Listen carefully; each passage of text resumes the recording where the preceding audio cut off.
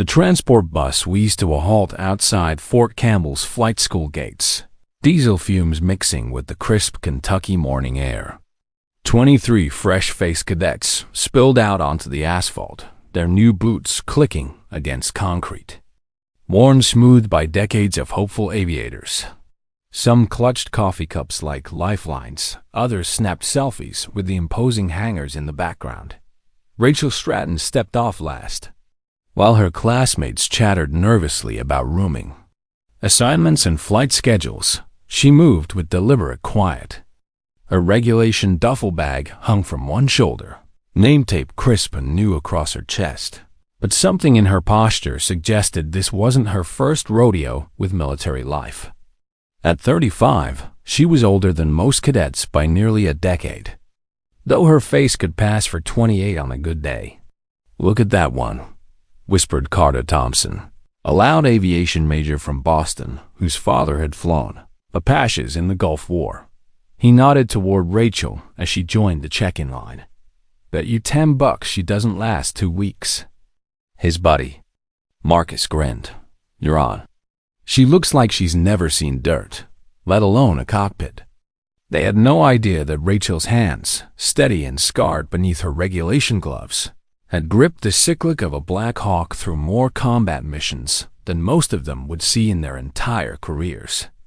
They could know that the small scar above her left eyebrow came from shrapnel in Helmand Province, or that she'd once flown a damaged bird through a sandstorm with only one engine and a cracked windscreen. All they saw was a woman who didn't fit their mental image of a warrior. The flight school itself was a monument to American military aviation, massive concrete hangars stretching toward the horizon, their shadows long and sharp in the morning sun. Inside those cavernous spaces sat the machines that would either make or break the next generation of Army pilots, UH-60 Blackhawks, AH-64 Apaches, and the occasional CH-47 Chinook that rattled the windows when it spun up. As the cadets filed through processing, Rachel noticed the hierarchies already forming. The loudest voices claimed the front of every line. The most confident bodies took up the most space in the briefing room. She'd seen it before, the natural sorting that happened when young people with something to prove were thrown together and told to compete. She chose a seat in the back corner and pulled out a worn notebook, its pages filled with meticulous handwriting and sketched aircraft schematics. While others scrolled through their phones or made small talk, she reviewed flight dynamics equations and emergency procedures. The preparation wasn't nervous energy, it was muscle memory. "Attention!" The voice of Drill Sergeant Williams cut through the chatter like a blade. 23 backs snapped straight. "Welcome to the United States Army Aviation School. For the next 12 weeks, this place will test everything you think you know about flying, about leadership, and about yourselves." His eyes swept the room, pausing briefly on Rachel before moving on. Williams had been breaking in cadets for 8 years, and he'd learned to spot the ones who wouldn't make it past the first month. Usually, it was the quiet ones who cracked under pressure. "Some of you are here because your daddy flew helicopters," he continued, his gaze settling on Carter Thompson. "Some of you are here because you think it looks cool in the movies. And some of you ... His voice dropped to a near whisper. "Some of you are here because the Army needs to fill certain quotas." The implication hung in the air like smoke. Rachel felt 22 pairs of eyes shift toward her, measuring, judging, dismissing. She kept her expression neutral, but her right hand unconsciously brushed against the small metal pendant hidden beneath her collar, a silver crescent moon that only a select few would recognize. After the briefing, as cadets clustered in excited groups discussing their backgrounds and ambitions, Rachel gathered her things and headed for the door. She had no interest in their speculation about her qualifications or their barely concealed doubts about her belonging here. "Hey, wait up." The voice belonged to Jessica Torres, a quiet cadet from New Mexico with intelligent eyes and calloused hands that suggested she'd worked with her tools before joining the Army. "You're Rachel, right? I'm Jess. Want to grab chow together?" Rachel paused, studying the younger woman's face. Jess seemed genuine, no hidden agenda, no probing questions about her background. "Sure," she said simply. As they walked toward the mess hall, Rachel caught fragments of conversation drifting from the group behind them. Diversity initiative, probably never been in a real aircraft, someone needs to fill the gender quota, Jess must have heard it too, because her jaw tightened. "Idiots," she muttered under her breath. Rachel just shrugged. Let them talk. Words don't affect flight controls. But even as she said it, she felt the familiar weight of proving herself, settling on her shoulders like an old flight jacket. She'd worn that weight through Special Forces training, through her first deployment, through the dark months after Kandahar, when the nightmares were so bad she couldn't sleep without hearing the sound of rotors. That night, in her narrow dormitory room, Rachel unpacked her few personal belongings. Most cadets had filled their lockers with photos from home, college memorabilia, and motivational posters. Rachel's locker contained only the essentials until she reached the bottom of her duffel bag and pulled out a folded map of Afghanistan. The paper was worn soft from handling, its edges brown with age and dust. 3 corners were intact, but the 4th had been burned away years ago during a mission that officially never happened. She traced the familiar lines with one finger, the valleys where she'd learned to fly nap of the earth, the landing zones where she'd extracted wounded warriors under fire, the grid coordinates that were burned into her memory like brands. Outside her window, the flight line was quiet except for the distant hum of maintenance crews working through the night. Somewhere in the darkness, aircraft waited for the next day's training flights, their metal skins cool to the touch, their potential energy coiled like springs. Rachel folded the map carefully and slipped it behind her locker's back panel, where it would remain hidden but close. Tomorrow, the real test would begin. Her classmates would learn what she could do in the cockpit, and she would face the hardest challenge of all, proving that she belonged here not because of what the Army needed from her, but because of what she had already given. As she settled into her narrow bunk, Rachel allowed herself one small smile. They thought she was here to fill a quota. Soon enough, they'd learn that quotas had nothing to do with why the Night Stalkers had once called her ghost flight. The pre-dawn air at Fort Campbell bit through regulation jackets as the cadets assembled for their first flight evaluation. Floodlights cast harsh shadows across the tarmac, making the waiting Blackhawks look like sleeping giants. Steam rose from coffee cups and nervous breath as 23 soon-to-be pilots shuffled their feet and checked their gear for the 100th time. Rachel stood apart from the main group, methodically reviewing her checklist while the others engaged in the ritual of pre-flight bravado.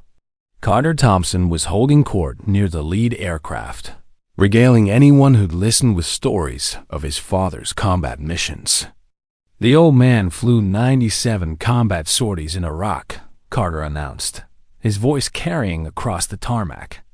Says the key to helicopter flying is aggressive confidence. You hesitate, you die.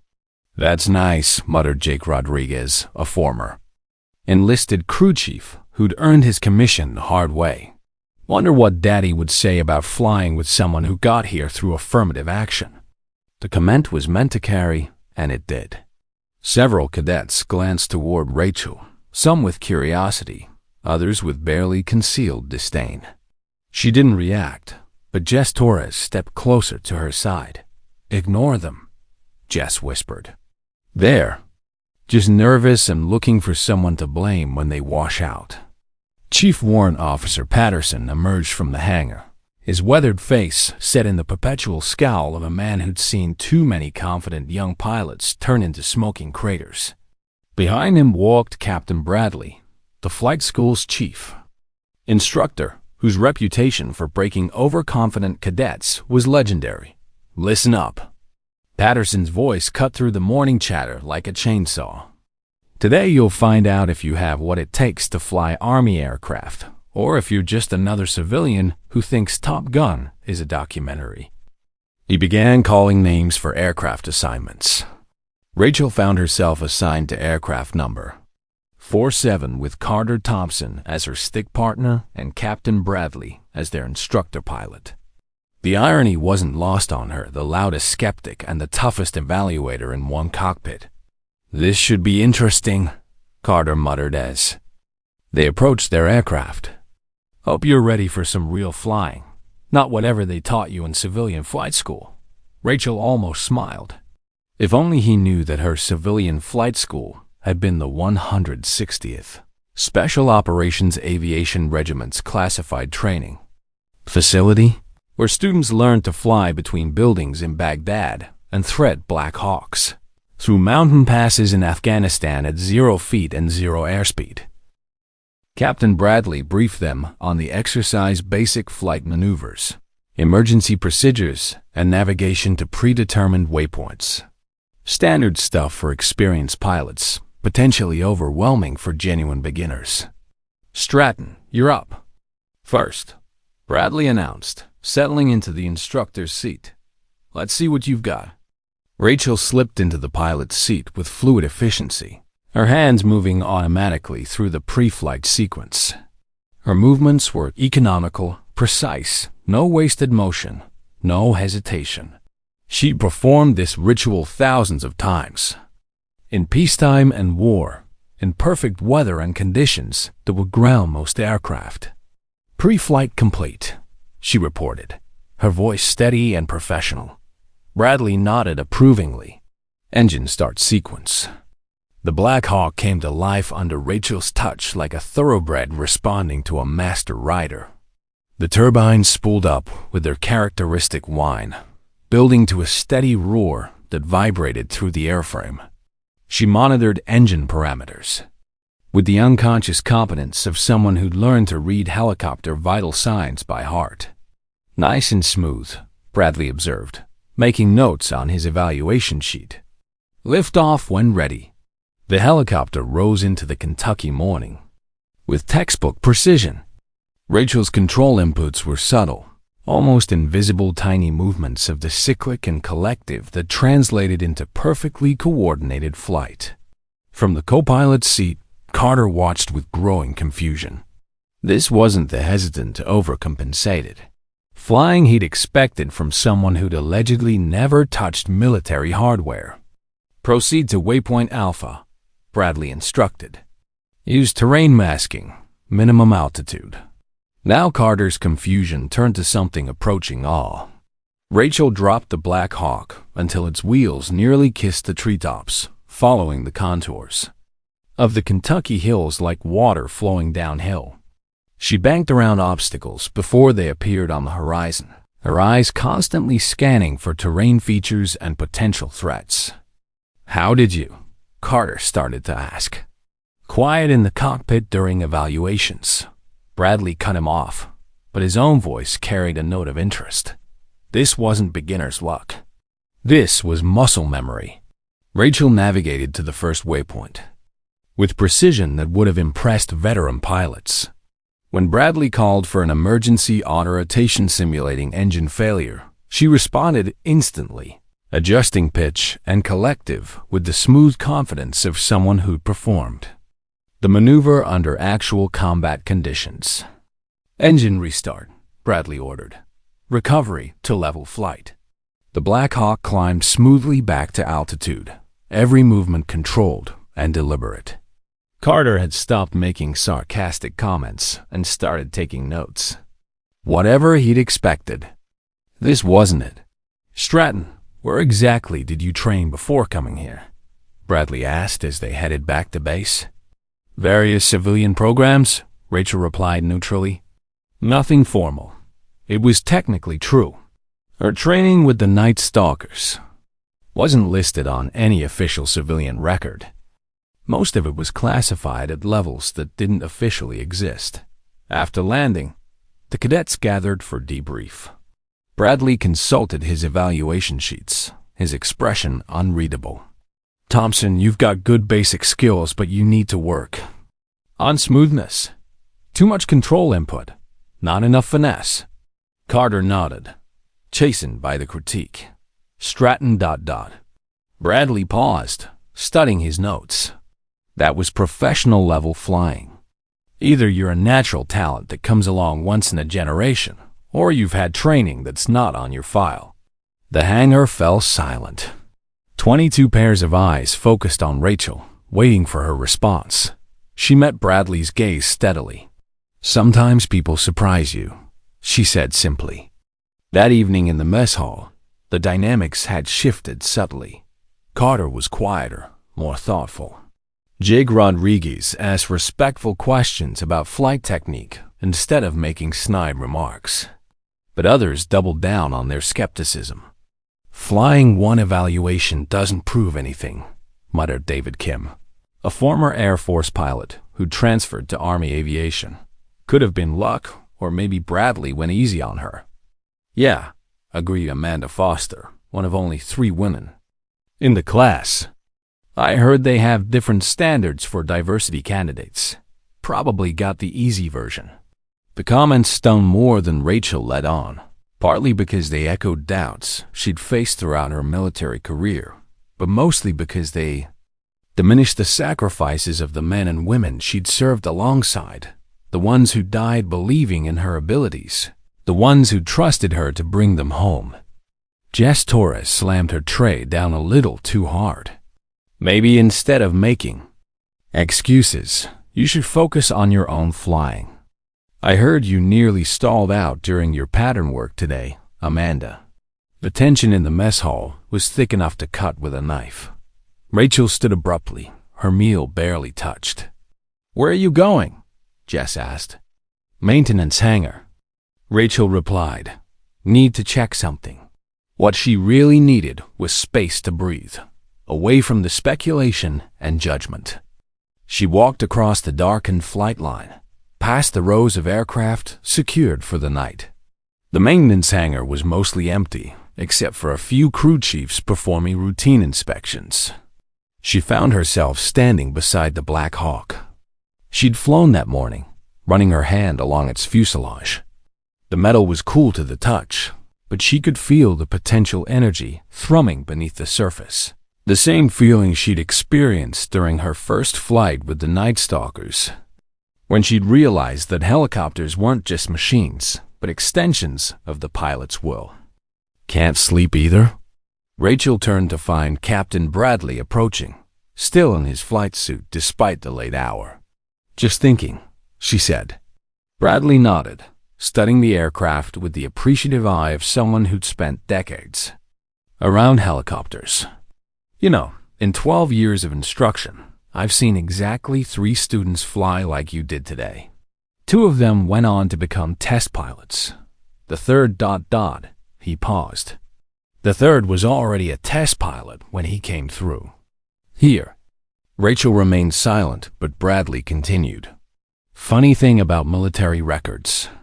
Sometimes they don't tell the whole story, especially for people who've worked in certain specialized units."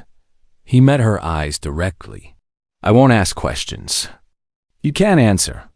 But I want you to know that whatever your background, you belong in this program. Don't let anyone tell you otherwise." As Bradley walked away, Rachel felt some of the tension leave her shoulders. At least one person here saw her for what she was, not what others assumed she must be. But she also knew that tomorrow would bring new challenges, new skeptics, and new opportunities to prove herself. The whispers would continue until she gave them something else to talk about. The question was how long she could maintain her cover before someone dug deep enough to find the truth about ghost flight and the missions that officially never happened. In the distance, a transport helicopter approached the airfield, its navigation, lights blinking steadily in the darkness. Rachel watched it land with the critical eye of someone who'd performed similar approaches under far more dangerous conditions. Soon, she thought. Soon they'd understand that diversity had nothing to do with why she was here. Week 3 brought the advanced flight evaluations, and with them, an escalation in both the training intensity and the underlying tensions that had been simmering since Rachel's first flight. The morning briefing room buzzed with nervous energy. As Captain Bradley outlined the day's exercise, night navigation through unmarked terrain using only instruments and dead reckoning. "This is where we separate the pilots from the passengers," Bradley announced, his weathered face serious. "You'll be flying in teams of 2 aircraft, minimum separation, radio silence except for emergencies. Your job is to navigate to 3 waypoints and return to base without getting lost, crashing, or giving away your position to simulated enemy forces." Rachel found herself paired with Carter Thompson again, but this time the dynamic was different. Over the past 2 weeks, Carter had grudgingly developed respect for her flying abilities, even if he couldn't quite shake his assumptions about how she'd gotten them. "Look," he said quietly as they prepared their aircraft, "I know we got off on the wrong foot, but out there tonight, we're teammates. I've got your back." Rachel nodded, appreciating the gesture, even as she wondered how long his support would last when the pressure really mounted. The night was moonless and overcast, perfect for testing pilots' ability to fly on instruments alone.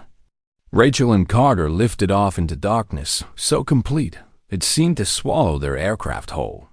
The only reference points were the green glow of their instrument panel and the occasional flash of another aircraft's position lights in the distance. "First waypoint bearing 270, distance 12 nautical miles," Carter called out, reading from their navigation chart. Rachel banked left, her movements smooth and confident despite the 0 visibility. She'd flown this type of mission dozens of times in Afghanistan, navigating by starlight and instinct through valleys where GPS signals couldn't penetrate, and a single mistake meant death or capture. They were making good time toward the first waypoint when Carter's voice crackled through the intercom. "Aircraft at 2 o'clock closing fast." Rachel glanced at her collision avoidance system and saw the blip another training aircraft that had drifted off course and was now on an intercept heading with their flight path. In daylight, it would have been a simple matter of visual avoidance. In this darkness, it was a potentially deadly game of 3-dimensional chess. "He doesn't see us," Carter said, tension creeping into his voice. "We need to break right now." But Rachel had already read the situation differently. Breaking right would put them directly into the path of a 3rd aircraft that Carter hadn't spotted yet. Instead, she pushed the cyclic forward and dropped altitude rapidly, diving beneath both potential threats. "What are you doing?" Carter demanded. "You're taking us below minimum safe altitude." "Trust me," Rachel said simply, her eyes scanning the instruments with the practiced efficiency of someone who'd learned to read death in glowing numbers.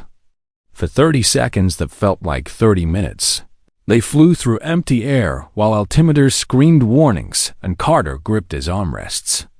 Then Rachel pulled back on the collective, climbing smoothly away from the threat zone, just as 2 other aircraft converged where they would have been moments before. "Jesus," Carter breathed. "How did you know?" Rachel didn't answer immediately. How could she explain that she'd recognized the flight pattern from a near collision over Kandahar 3 years ago?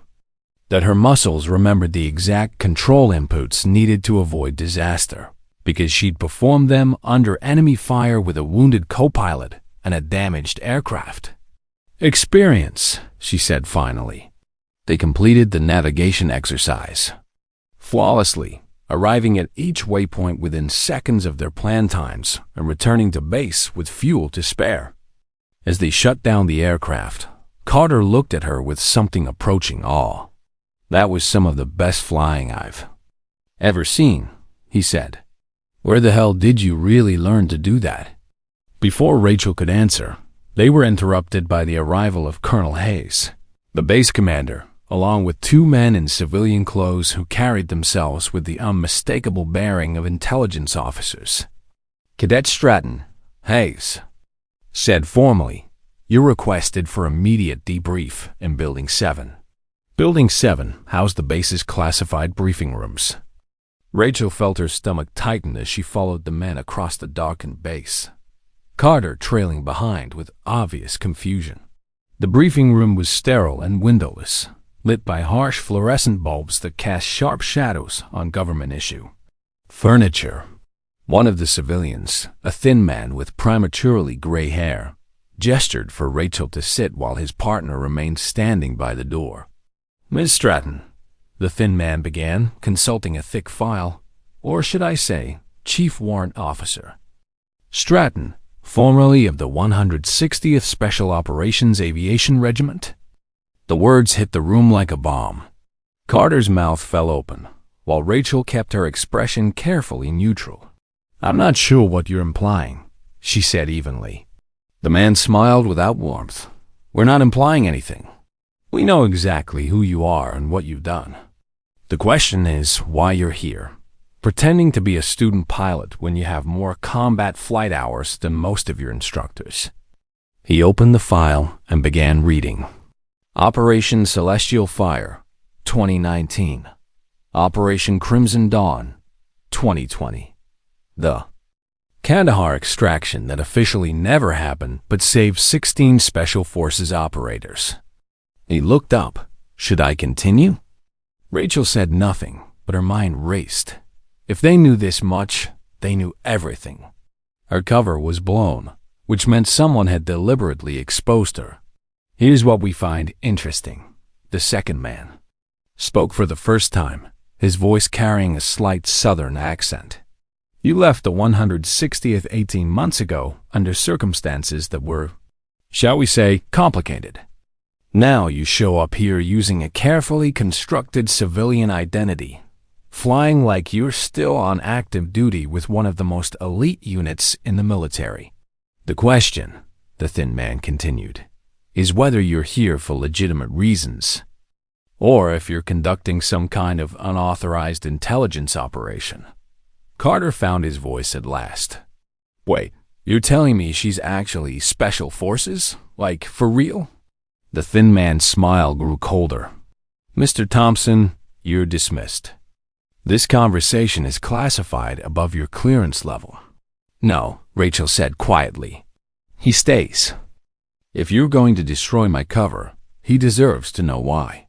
For a long moment, the room was silent except for the hum of ventilation fans.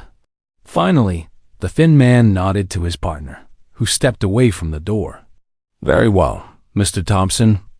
What we're about to discuss cannot leave this room under penalty of federal prosecution. Clear?" Carter nodded mutely. Chief Warrant Officer Rachel Stratton served with distinction in the 160th SOAR for 8 years. The thin man began. She was one of the few female pilots certified for the most dangerous missions extractions under fire. Insertions into hostile territory, operations that required flying at the absolute limits of human and mechanical capability. He paused, studying Rachel's face. She also developed a reputation for making decisions that prioritized mission success over strict adherence to orders. Some might call that heroic. Others might call it problematic. Rachel's jaw tightened. Now they were getting to the real issue.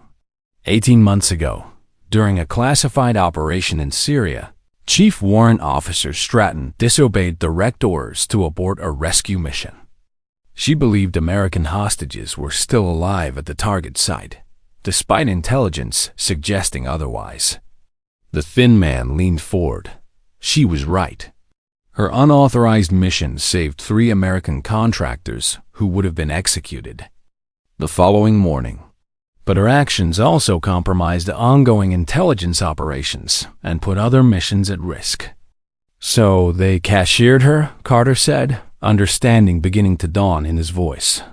"They offered her a choice," the second man corrected. "Face a court-martial for insubordination, or accept a quiet discharge with the understanding that she would never again serve in a classified capacity. Rachel spoke for the first time since the interrogation began. "I chose the discharge. I thought I was done with all this."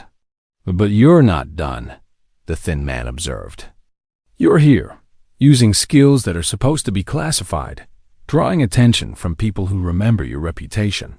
The question is why?" Rachel met his gaze steadily. "Because I missed flying. Because I thought maybe I could teach the next generation to be better than I was.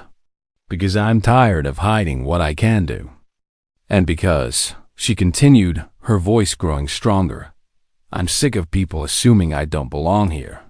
At least when they know the truth, their doubts will be based on facts instead of prejudice." The room fell silent again. Finally, the thin man closed the file and stood. "Chief Warrant Officer Stratton, you have two choices. You can withdraw from this program immediately and return to civilian life with no further questions asked, or ... double code dramatically. You can continue as a student, but with the understanding that your true background will be made known to appropriate personnel. No more secrets, no more cover stories." Rachel looked at Carter, whose expression had shifted from shock to something approaching respect. "If I stay," she asked, "what happens to the people who've already made up their minds about me?" The thin man shrugged. "That's not our problem. But I suspect they'll have to find new reasons to doubt you." Rachel stood slowly, her decision crystallizing. "I stay. But I want one thing clear. I'm not here to prove I can fly. I'm here to prove I can teach." As the intelligence officers gathered their materials and prepared to leave, Carter finally found his voice again. "So all this time, while we've been treating you like some diversity quota, you've actually been ... He trailed off, unable to finish the sentence. "A pilot," Rachel said simply. "Just like you're trying to become." But even as she said it, she knew that everything had changed. By tomorrow, word would spread through the base like wildfire. Some would finally give her the respect she'd earned, while others would resent her for making them look foolish. Either way, the quiet anonymity she'd sought was gone forever. The real test was just beginning. By 0600 the next morning, the news had spread through Fort Campbell's aviation community like spilled fuel igniting across a hangar floor. Rachel Stratton, the quiet cadet who'd been dismissed as a diversity hire, was actually Chief Warrant Officer Rachel Ghostflight Stratton, former Night Stalker pilot with more combat missions than most instructors had peacetime hours. Rachel faced the change dynamic head-on during the morning formation. As she took her usual position in the back ranks, conversations died around her. Some cadets stared openly, others whispered behind hands, and a few moved slightly away as if proximity to her might somehow compromise their own standings. Drill Sergeant Williams called the formation to attention, his voice carrying its usual edge of barely controlled aggression. "As some of you may have heard through the gossip network that apparently operates faster than our official communications," he began, his eyes finding Rachel in the formation, "we have a celebrity among us." The silence was so complete that Rachel could hear the distant sound of aircraft engines warming up on the flight line. "Chief Warrant Officer Stratton," Williams continued, using her former rank deliberately, "has been conducting what you might call an undercover evaluation of our training methods. For the past 3 weeks, she's been flying circles around most of you while letting you assume she was some kind of affirmative action admission." Several cadets shifted uncomfortably. Connor Thompson, standing 2 rows ahead of Rachel, kept his eyes fixed straight ahead, but she could see the tension in his shoulders. "Now, some of you might be feeling pretty stupid right about now," Williams sighed, a note of satisfaction creeping into his voice. "And you should, because for 3 weeks, you've been judging a combat veteran based on your own prejudices instead of her performance." He paused, letting that sink in before continuing. "But here's the thing that should really worry you. If you can't recognize exceptional skill when it's right in front of you, how are you going to survive in situations where that recognition might mean the difference between life and death? After formation, the dynamics in the mess hall were painfully obvious. Some cadets approached Rachel with newfound respect, asking questions about her combat experience and seeking advice on flying techniques. Others, particularly those who'd been most vocal in their assumptions, maintained a careful distance.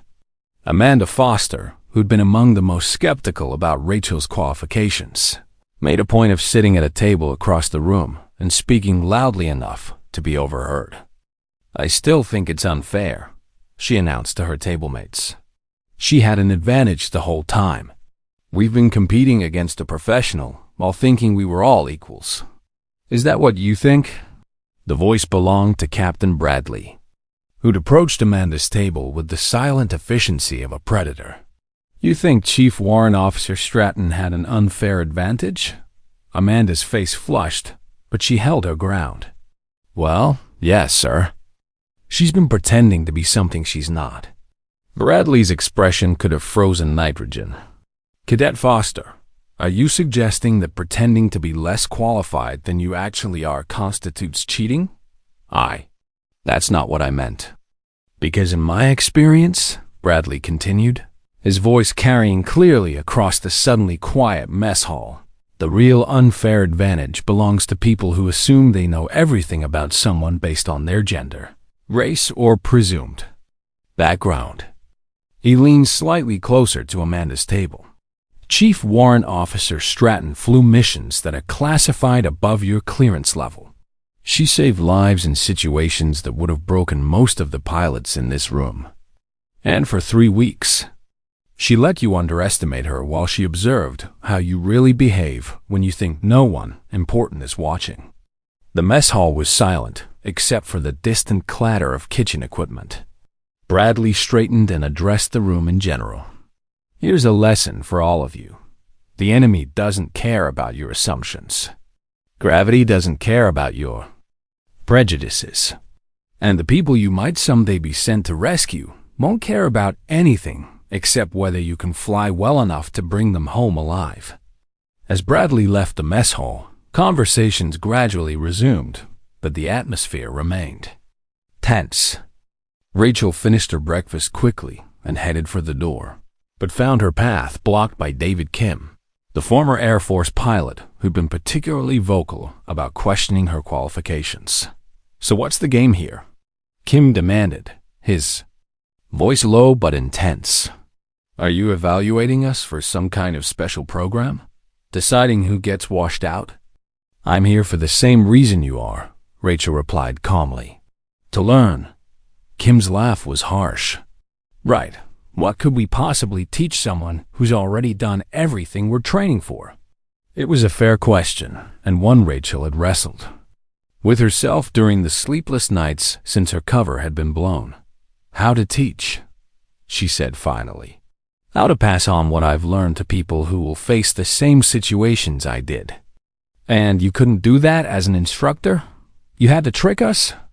Before Rachel could answer, Jess Torres stepped between them. "Back off, Kim. You're mad because you got caught making assumptions, not because she did anything wrong." Kim's face darkened. "Stay out of this, Torres. You don't understand what's really happening here."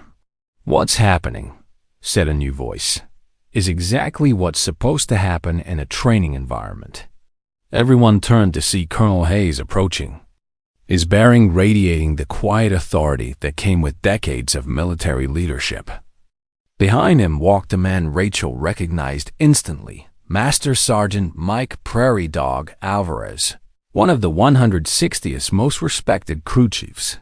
"Chief Warrant Officer Stratton," Hayes said formally, "Sergeant Alvarez here has a message for you from your former unit." Prairie Dog stepped forward, his weathered face split by a familiar grin. "Ghost Flight," he said, using her old call sign. "Colonel Morrison sends his regards. He also wanted me to give you this." He held out a small package wrapped in brown paper. Rachel took it with hands that trembled slightly, not from fear, but from the sudden rush of memories that Prairie Dog's presence triggered. "What is it?" Jess asked quietly. Rachel unwrapped the package carefully, revealing a flight patch she hadn't seen in 18 months. Black background, silver crescent moon, and beneath it a diving hawk with outstretched talons. The Night Stalker. Insignia, but modified with her personal call sign embroidered in silver thread. Ghost flight. "Carol Morrison wanted you to know," Prairie Dog said, his voice carrying easily across the silent group of cadets, "that your patch was never retired. It's been waiting for you to claim it again." The implications hit the watching cadets like a physical blow. Patches in elite units weren't just handed out. They were earned through blood, sweat, and demonstrated excellence under the worst possible conditions. The fact that Rachel's patch had been preserved meant her former unit not only respected her, but expected her to return. "There's something else," Prairie Dog continued, pulling out an official-looking document. "The 160th is standing up a new training program for civilian to military pilot transitions. They need someone who understands both worlds to design the curriculum." He handed the document to Rachel. "They're offering you a position as senior instructor pilot. Full reinstatement, promotion to CW4, and authority to build the program from the ground up." Rachel stared at the orders, her mind reeling. Everything she'd lost 18 months ago was being offered back to her rank. Respect, purpose, and the chance to fly with the best pilots in the world. "When do they need an answer?" she asked. "End of the week," Prairie Dog replied. "But Ghost Flight?" He paused, using her call sign deliberately. "They're not the only ones who want you back. Half the special operations community has been wondering where you disappeared to." As Prairie Dog left and the crowd of cadets gradually dispersed, Rachel found herself alone with the patch and the orders that could change everything. The weight of the decision pressed down on her like G-forces in a steep turn. "So what are you going to do?" Carter Thompson had approached quietly, his earlier antagonism replaced by genuine curiosity. Rachel looked around the mess hall, taking in the faces of the young pilots who would soon be facing the same challenges she'd overcome. Some still watched her with suspicion, others with newfound respect, but all of them were looking for something: guidance, validation, proof that they could become the warriors they dreamed of being. "I don't know yet," she said honestly, "but I know I came here for a reason, and that reason hasn't changed." That afternoon brought advanced emergency procedures, training simulated engine failures, hydraulic malfunctions, and auto rotations that would test every pilot's ability to think clearly under pressure. The instructors had clearly decided that Rachel's revealed background changed nothing about her status as a student. "Today we separate the pilots from the passengers," announced Chief Warrant Officer Martinez, the school's senior emergency procedures instructor. "Engine failure at altitude, auto-rotation to a confined landing zone, and recovery before you become a smoking hole in the ground." The exercise was designed to be borderline impossible for student pilots, a controlled crash that required split-second timing and nerves of steel. Most students would be lucky to walk away from their first attempt. Rachel watched as cadet after cadet struggled with the simulation. Carter managed a hard landing that would have damaged the aircraft but saved the crew. Amanda Foster overcorrected during her flare and crashed spectacularly in the simulator. David Kim froze during the critical phase and had to be rescued by his instructor. When her turn came, Rachel approached the simulator with the same quiet confidence she'd shown from the beginning. But this time, everyone was watching with full knowledge of what she was capable of. The simulated engine failure came at 1,500 feet high, enough to survive if everything went perfectly, low enough to kill you if it didn't. Rachel immediately lowered the collective and pushed the nose over, trading altitude for rotor RPM in. the precise balance that kept helicopters from falling like stones. Her descent was controlled, purposeful. At 200 feet, she began her flare, trading forward speed for a reduction in descent rate. The timing had to be perfect. Too early, and she'd run out of energy before reaching the ground. Too late, and she'd hit hard enough to collapse the landing gear. She touched down with barely a bump, the simulated aircraft settling onto its skids as gently as if she'd been practicing the maneuver for years. Which, of course, she had, but not in simulators. She'd performed auto-rotations under fire in Afghanistan, bringing damaged birds home when engines had been shot out or fuel lines severed by enemy rounds. The simulator fell silent except for the mechanical hum of cooling fans. Martinez studied his instruments, then looked up at Rachel with something approaching awe. "Perfect," he said simply. Textbook doesn't begin to describe it. That was art. But the praise felt hollow to Rachel. She'd performed exactly as expected, a trained professional demonstrating skills she'd mastered years ago. The real test would be whether she could teach these same techniques to pilots who didn't have the benefit of learning under combat conditions. That evening, as Rachel sat in her quarters reviewing the 160th job offer, Jess Torres knocked on her door.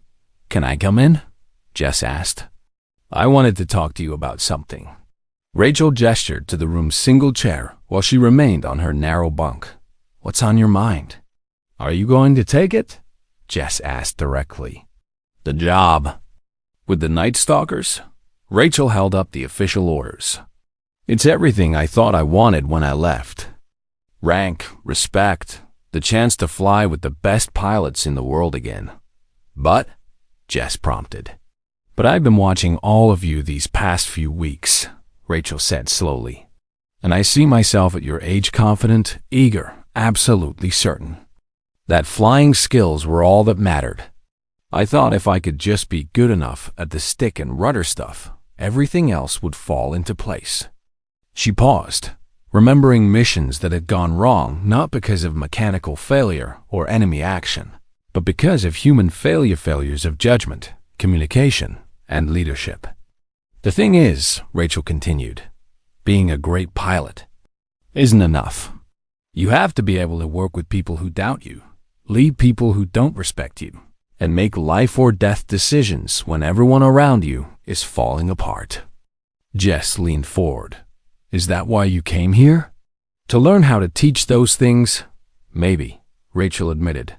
"Or maybe I came here to prove something to myself, that I can earn respect the hard way, starting from zero."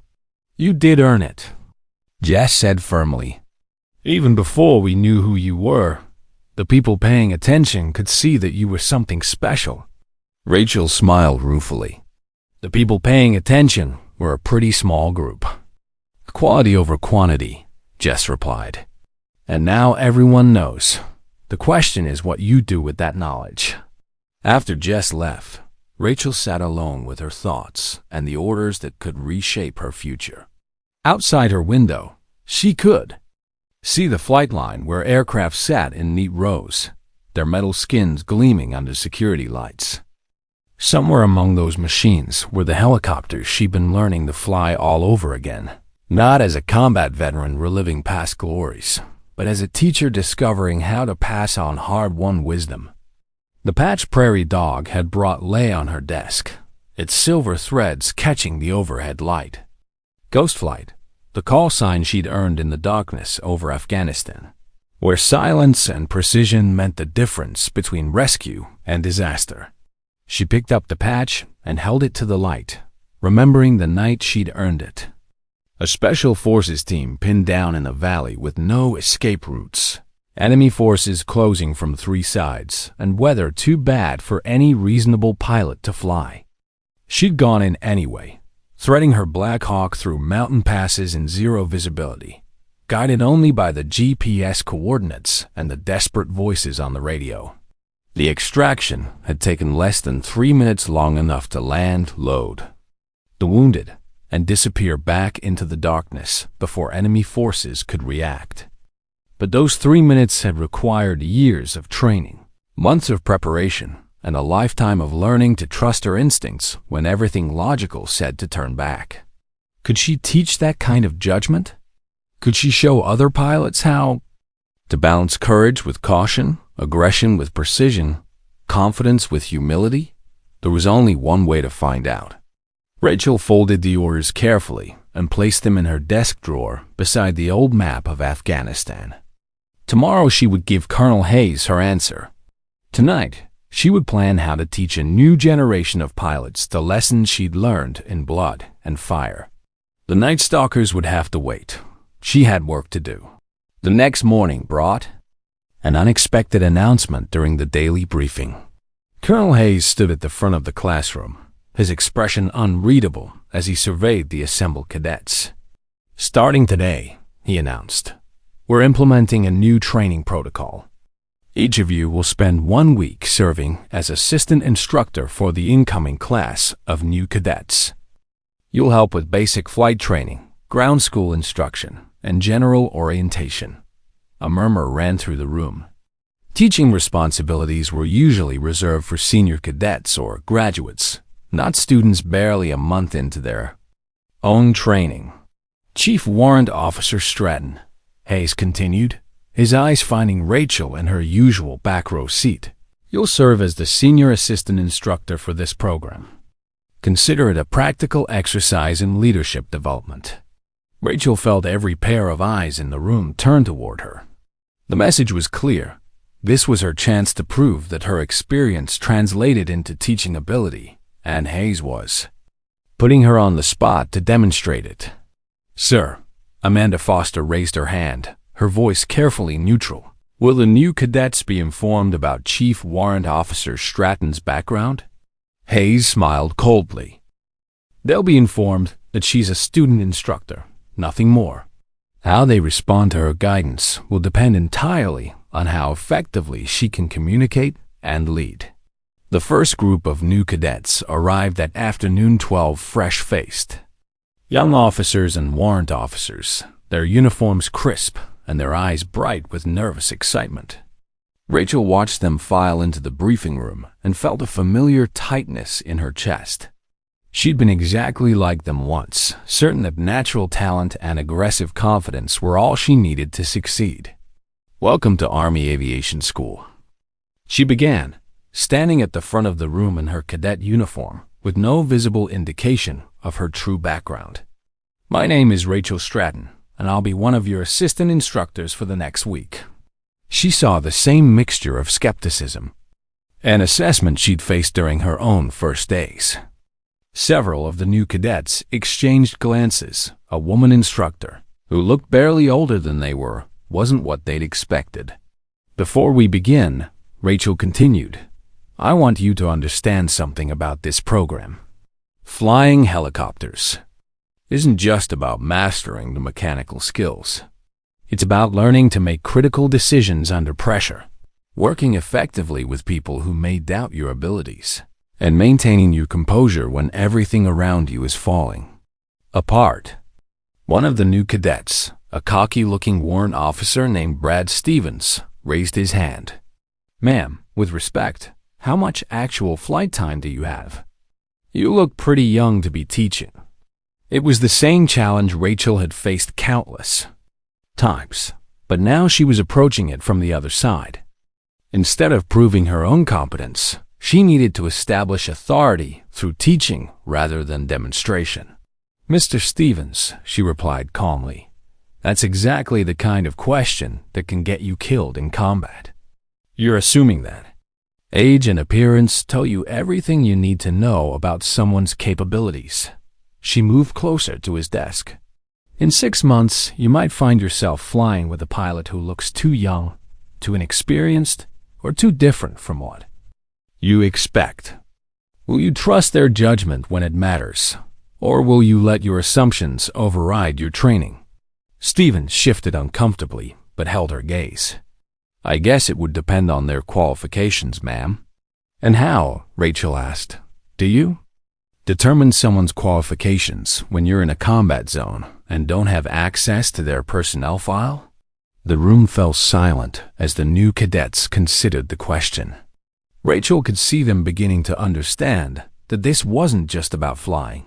It was about leadership, judgment, and the ability to work effectively with people who might not fit their preconceptions.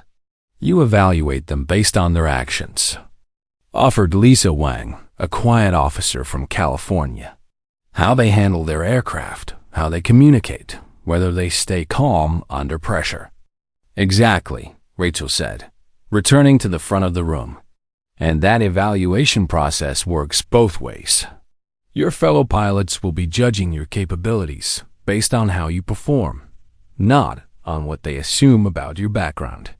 For the next hour, Rachel led them through basic helicopter theory, watching their faces as they absorbed the fundamentals of lift, thrust, and aerodynamics. She found herself falling into a natural teaching rhythm, breaking down complex concepts into digestible pieces and using analogies that made abstract principles concrete. But the real test came during their first flight briefing. Rachel was assigned to fly with Stevens and another new cadet named Marcus Thompson, Carter's younger brother, who'd arrived with an attitude that made his sibling look humble. "I've been flying since I was 16, Marcus announced as they walked toward their training aircraft. "My father flew Apaches. My brother's here in the advanced class. This stuff is in my blood." Rachel said nothing, but she recognized the dangerous overconfidence that came from confusing potential with proven ability. She'd seen it before in young pilots who thought their family connections or natural talent made them immune to the laws of physics and human error. The aircraft they'd been assigned was an older TH-67 trainer, a civilian helicopter adapted for military flight training. Simple, forgiving, and equipped with dual controls that allowed instructors to take over if students got into trouble. "Stevens, you're up first," Rachel announced as they completed their pre-flight inspection. "Basic hover work lift to a 3-foot hover. Hold position for 30 seconds, then set down gently." It sounded simple, but hovering a helicopter was one of the most difficult skills in aviation. Unlike airplanes, helicopters were inherently unstable machines that required constant tiny corrections to maintain position. Most students struggled for weeks before achieving anything resembling smooth control. Stevens settled into the pilot's seat with visible confidence. "I've got this," he muttered, more to himself than to Rachel. He pulled collective, and the helicopter lurched into the air like a bucking horse. Stevens overcorrected with the cyclic, sending them swaying left and right while fighting to maintain altitude. Within seconds, they were drifting backward toward a parked fuel truck. Rachel's hands hovered over her controls, ready to take over if necessary. But instead of immediately intervening, she used her voice to guide him through the recovery. "Easy on the controls," she said calmly. "Small inputs, constant corrections. The helicopter wants to fly. Your job is to guide it, not fight it." Stevens gritted his teeth and gradually brought the aircraft under control. It wasn't pretty, but he managed to hold a reasonably stable hover for 15 seconds before setting down with a bump that rattled their teeth. "Not bad for a first attempt," Rachel said, though privately she noted several dangerous habits that would need immediate correction. "Marcus, your turn." Marcus Thompson slid into the pilot's seat with even more confidence than Stevens had shown. "Watch and learn," he said with a grin. His takeoff was smoother than Stevens, but Rachel immediately noticed that he was gripping the controls too tightly and making inputs that were too large and too fast. The helicopter responded to his commands, but with the jerky, uncomfortable motion of a machine being manhandled rather than flown. "Relax your grip," Rachel instructed. "The controls are sensitive. Think of it like holding a bird. Firm enough to maintain control, gentle enough not to crush it." Marcus nodded but didn't really change his technique. He was getting the desired results, which in his mind meant he was doing everything correctly. Rachel had seen this pattern before students. who achieved basic competence quickly often developed bad habits that would haunt them later in more demanding situations. After Marcus completed his hover work, Rachel took the controls for the flight back to the base. Her flying was smooth and effortless, with none of the visible effort that had characterized the students' attempts. But she noticed that both Stevens and Marcus were watching her technique carefully, beginning to understand the difference between making a helicopter fly and making it fly well.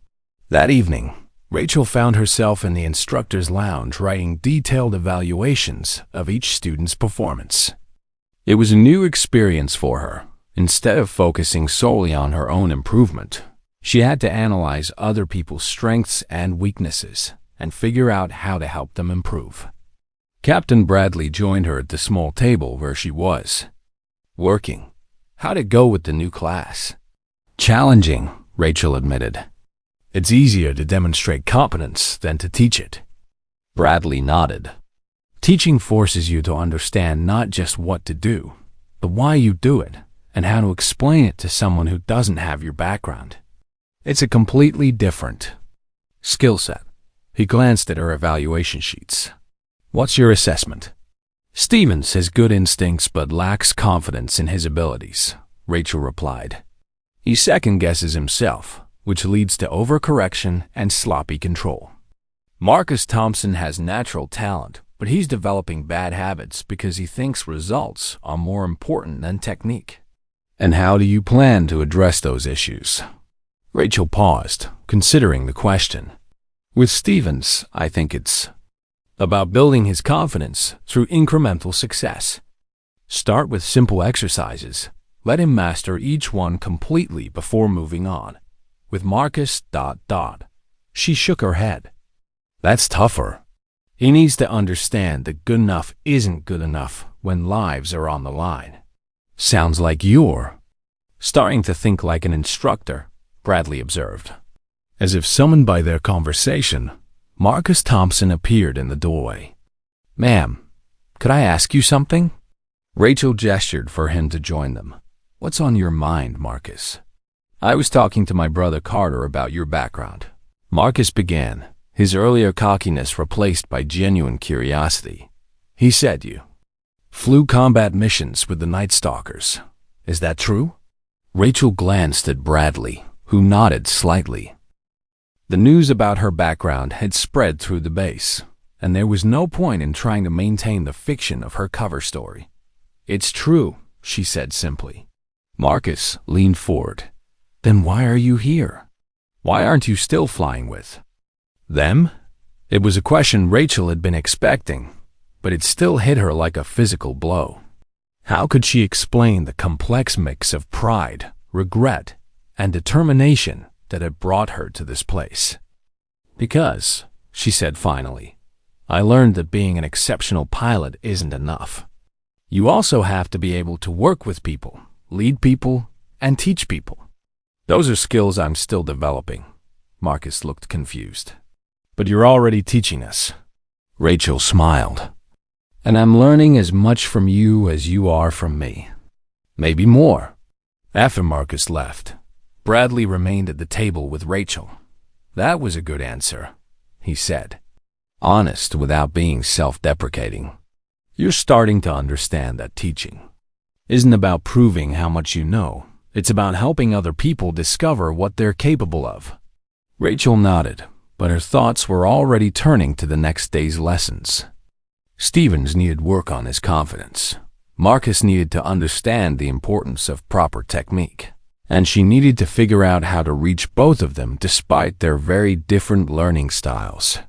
It was a puzzle more complex than any navigation problem she'd faced in combat, and the stakes were just as high.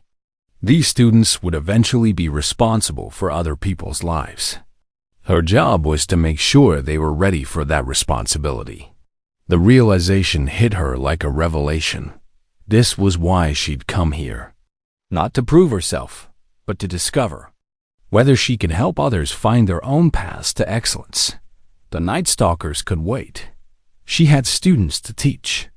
3 weeks into the new training protocol, Rachel had established herself as an effective instructor with an unconventional approach. While other assistant instructors focused primarily on technical skills, she emphasized decision-making, communication, and the kind of situational awareness that couldn't be taught from textbooks. Her methods were working.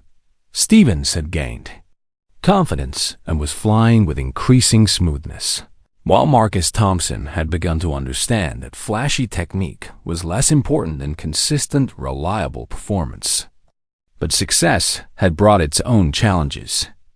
"I'm hearing complaints," Captain Bradley informed Rachel during their weekly instructor meeting. "Some of the senior cadets think you're being too hard on the new students, pushing them beyond standard curriculum requirements." Rachel frowned. "I'm teaching them what they need to know to survive. Isn't that the point?" "The point," interrupted Major Williams, the school's deputy commander, "is to follow established training protocols. You're a student yourself, Stratton, not a certified instructor.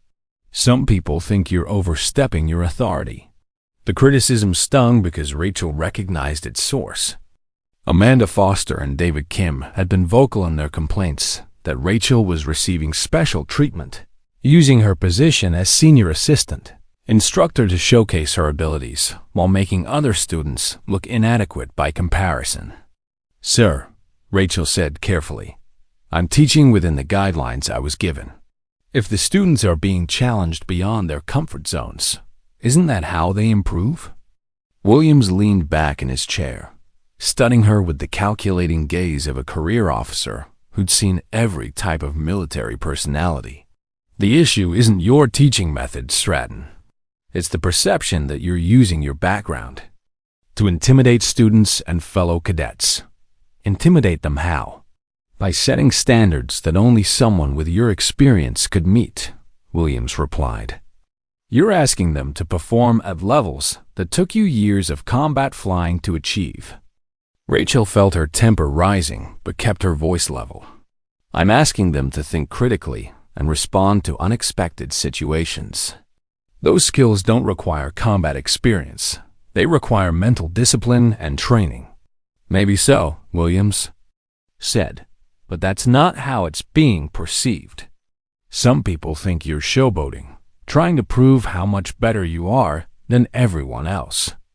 Before Rachel could respond, the door opened and Colonel Hayes entered the room. His expression was grim, and he carried a folder marked with security classifications that made everyone in the room straighten unconsciously. "We have a situation," Hayes announced without preamble. "Real-world emergency. Search and rescue operation in the Daniel Boone National Forest. 3 civilian hikers missing for 2 days. Last known position in terrain that's too rough for ground. Teams to reach quickly." He opened the folder and spread aerial photographs across the conference table. "Weather's moving in, severe storms expected by evening. We've got maybe a 6-hour window to locate and extract these people before conditions become impossible." Rachel studied the photographs, her trained eye automatically analyzing the terrain for landing zones, approach routes, and potential hazards. The search area was mountainous and heavily forested, with steep ridges and narrow valleys that would challenge even experienced pilots. "Sir," Major Williams said, "our available aircraft are committed to other training exercises. The 101st Airborne has birds available, but their pilots aren't familiar with this specific terrain." Hayes nodded grimly. "Which is why I'm considering an unusual solution. We have one pilot on base who has experience with this type of terrain and weather, and who's qualified on the search and rescue protocols we'd need to use." Every eye in the room turned to Rachel. She felt her pulse quicken as she realized what Hayes was suggesting. "Sir, I'm not technically qualified to." "You're qualified," Hayes cut her off. "Your certifications are still valid, and this is an emergency situation. But I won't order you to volunteer for this mission. It would be strictly voluntary, and it would mean stepping out of your student status temporarily." Rachel looked at the photographs again, her mind automatically calculating approach angles and extraction procedures. Somewhere in those mountains, 3 people were counting on someone to find them before the weather made rescue impossible. What aircraft would be available? She asked. UH-60 Black Hawk, Hayes replied. Fully equipped for search and rescue, with a trained crew chief and medic. Rachel's hands were already reaching for the photographs when Major Williams cleared his throat. Colonel, with respect, is this wise? Using a student pilot for an operational mission could create liability issues, not to mention the perception. Problems if something goes wrong. The perception problems, I said coldly, will be significantly worse if we let 3 civilians die while we worry about bureaucratic niceties. He turned back to Rachel. I need a decision now, Chief warned. Officer, will you accept this mission? The use of her former rank was deliberate, a reminder that despite her current status as a student, she was still a qualified pilot with the skills needed for this operation. Rachel felt the familiar weight of command responsibility settling on her shoulders. Yes, sir. I'll take the mission. 30 minutes later, Rachel was back in a flight suit for the first time in weeks, running through pre-flight checks on a Black Hawk that hummed with the controlled power she remembered from her combat days. The crew chief, Sergeant First Class Johnson, was a veteran with the relaxed competence that came from years of flying dangerous missions. Ma'am, Johnson said as he completed his inspection of the cabin equipment, I've heard about you. Honor to be flying with a Night Stalker. Rachel smiled grimly. Just another pilot doing her job, Sergeant. Let's bring these people home. The search area was a 40-minute flight from Fort Campbell, through terrain that grew increasingly rugged as they approached the Daniel Boone National Forest. Rachel flew low and fast, using terrain features to navigate while scanning for any sign of the missing hikers. Search base, this is Rescue 1, she radioed as they entered the search area. Beginning grid pattern search, Sector Alpha. The next 2 hours tested every skill Rachel had developed during her years of flying. The terrain was treacherous, steep ridges that created unpredictable wind patterns, dense forests of limited visibility, and rocky outcroppings that made landing nearly impossible in most areas. They found the first sign of the hikers on their third pass through the search grid, a bright orange backpack visible through a gap in the forest canopy. Rachel circled the area carefully, looking for a safe approach route. I see movement, Johnson called from the cabin. 2 people waving from a clearing about 50 meters south of the backpack. Rachel banked the helicopter for a better view and saw them, 2 hikers, one supporting the other who appeared to be injured. But the clearing they were in was tiny, barely large enough for the Black Hawk's rotor disc, and surrounded by tall trees that would make the approach extremely dangerous. This is going to be tight, she warned Johnson. I'll need you to guide me down. I won't be able to see the tail rotor clearance from up here. Roger, ma'am. I've got you covered. Rachel began her approach, dropping the Black Hawk into the narrow clearing with the kind of precision that came from years of landing in impossible places.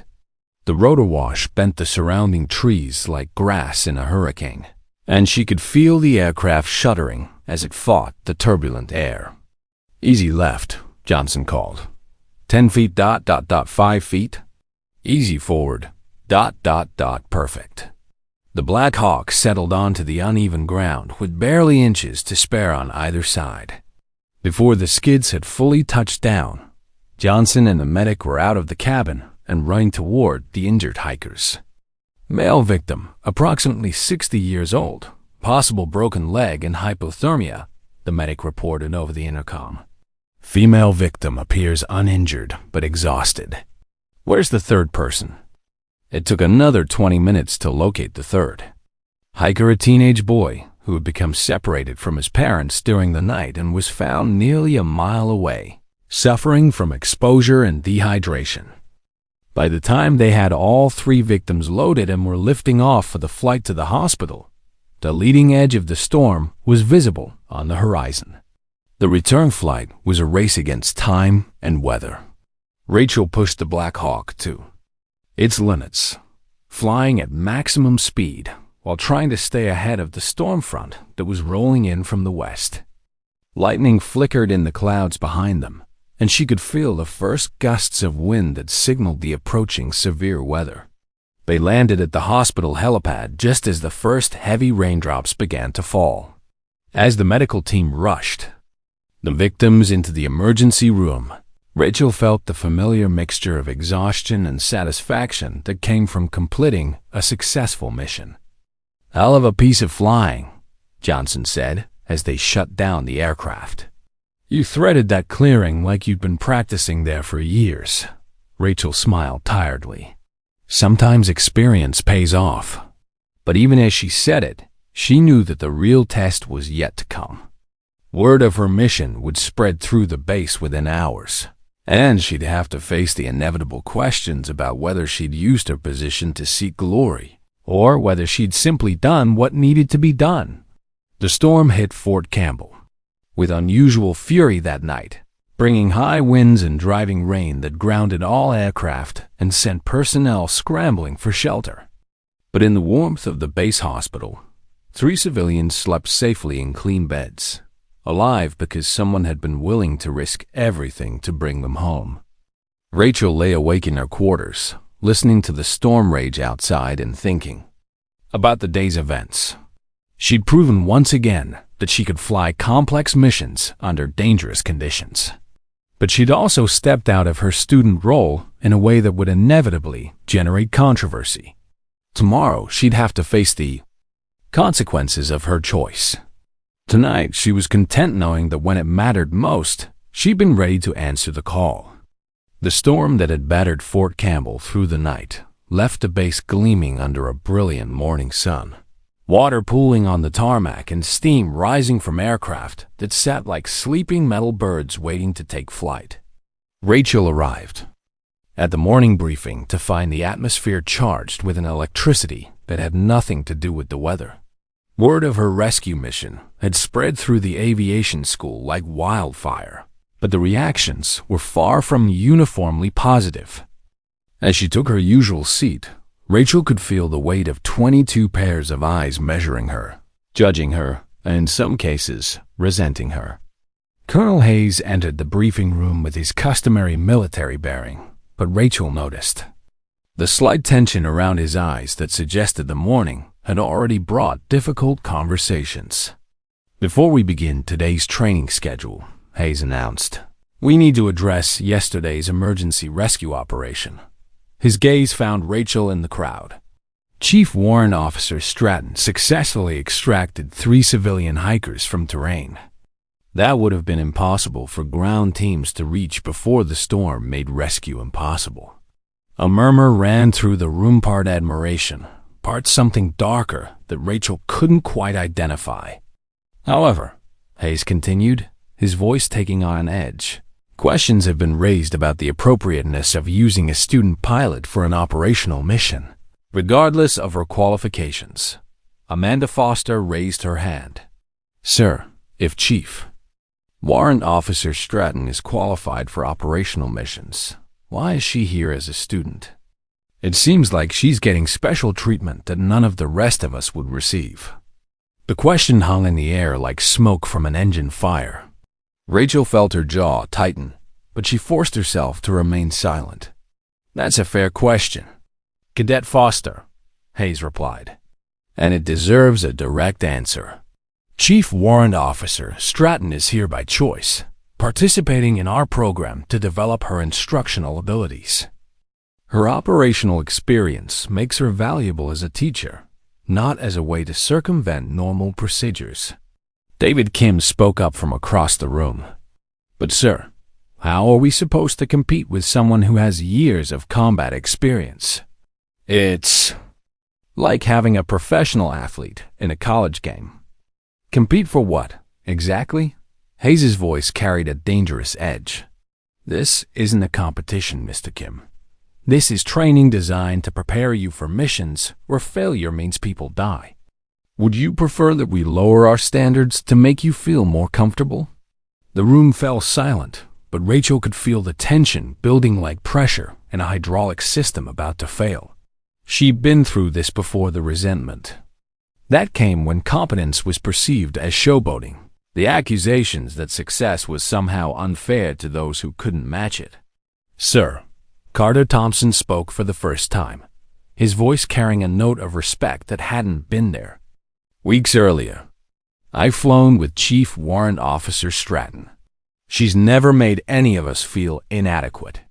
If anything, she's pushed us to be better than we thought we could be." Marcus Thompson nodded agreement. "She saved my bacon during a simulated emergency last week.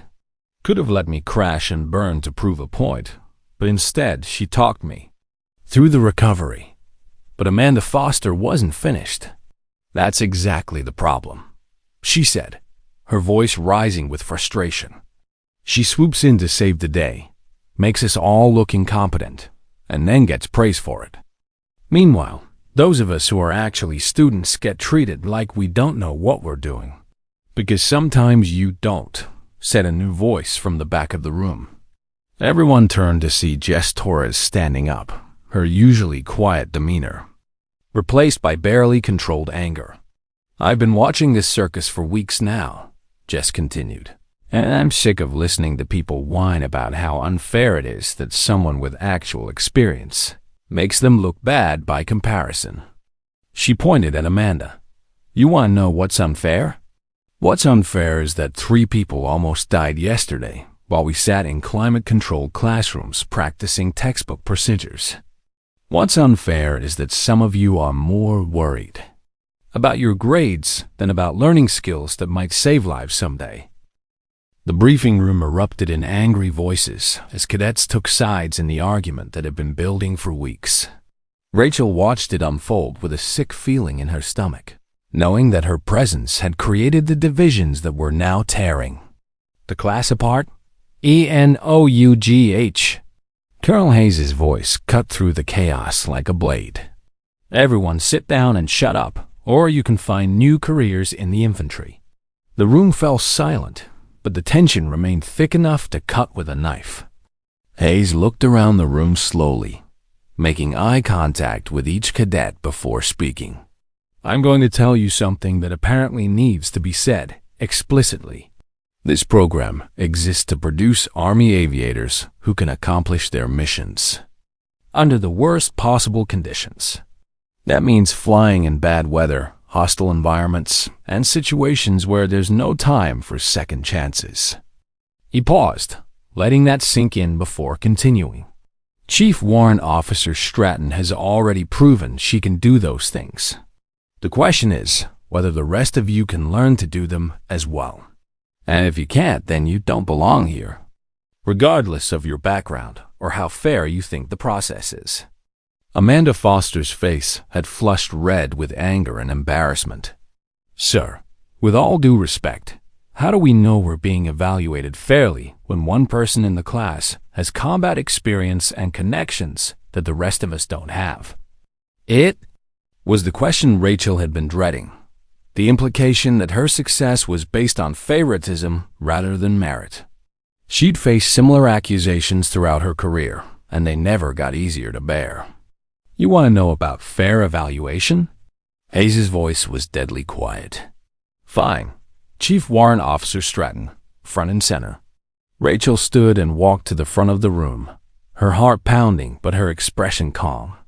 She'd been through worse interrogations in hostile territory. "Tell them," Hayes ordered, "about the mission that ended your career with the 160th. Rachel felt the color drain from her face. That mission was classified, its details buried in files that most of these people would never be cleared to read. But Hayes' message was clear.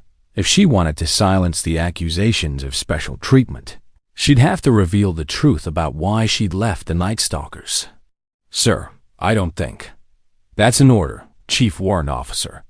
Rachel took a deep breath, knowing that what she was about to say would change everything.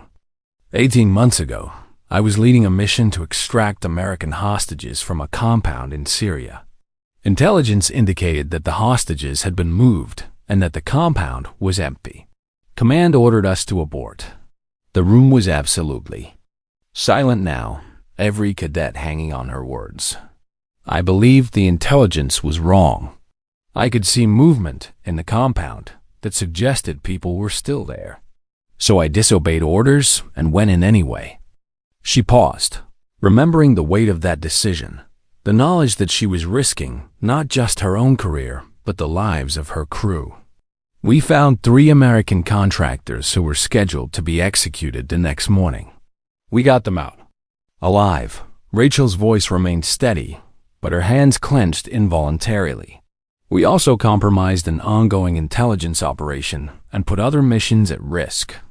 The silence stretched until Carter Thompson finally spoke. So they kicked you out for saving lives? They gave me a choice, Rachel replied. Face a court-martial for insubordination, or accept a quiet discharge with the understanding that I would never again serve in a classified capacity. She looked around the room, meeting the eyes of her fellow cadets.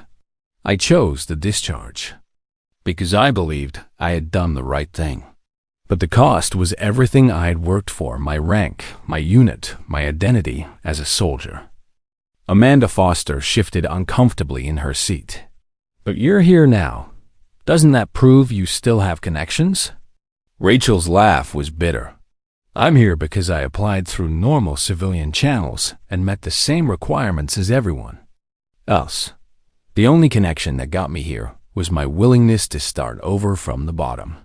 Colonel Hayes stepped forward. What Chief Warrant Officer Stratton isn't telling you is that the 160th has been trying to recruit her back for the past 6 months. She turned down a promotion to Chief Warrant Officer 4 and a position as Senior Instructor Pilot to stay here and complete this program. The revelation hit the room like a physical blow. Rachel felt 22 pairs of eyes reassessing everything they thought they knew about her motivations. Why? Jess Torres asked quietly. Why give up everything? To be here with us? Rachel was quiet for a long moment, searching for words that could explain the complex mix of guilt, determination, and hope that had brought her to this place. Because, she said finally, I spent 8 years flying with the best pilots in the world, and I never learned how to teach them to trust each other. I never learned how to help them work together despite their differences. And when it mattered most, that failure almost cost lives. She gestured toward the assembled cadets. You're going to face the same challenges I did missions where success depends on more than just individual skill. You'll have to work with people who doubt you, lead people who don't respect you, and make decisions when everyone around you is falling apart. Her voice grew stronger. I came here to learn how to teach those skills. Not because I think I'm better than you, but because I know I still have things to learn. The briefing room remained silent as cadets absorbed her words. Finally, David Kim spoke up, his earlier hostility replaced by something approaching respect. So you're saying that even with all your experience, you still needed to learn how to be a teacher? I'm saying, Rachel replied, that being able to do something and being able to teach it are completely different skills. And that maybe, just maybe, we can learn from each other. Colonel Hayes cleared his throat.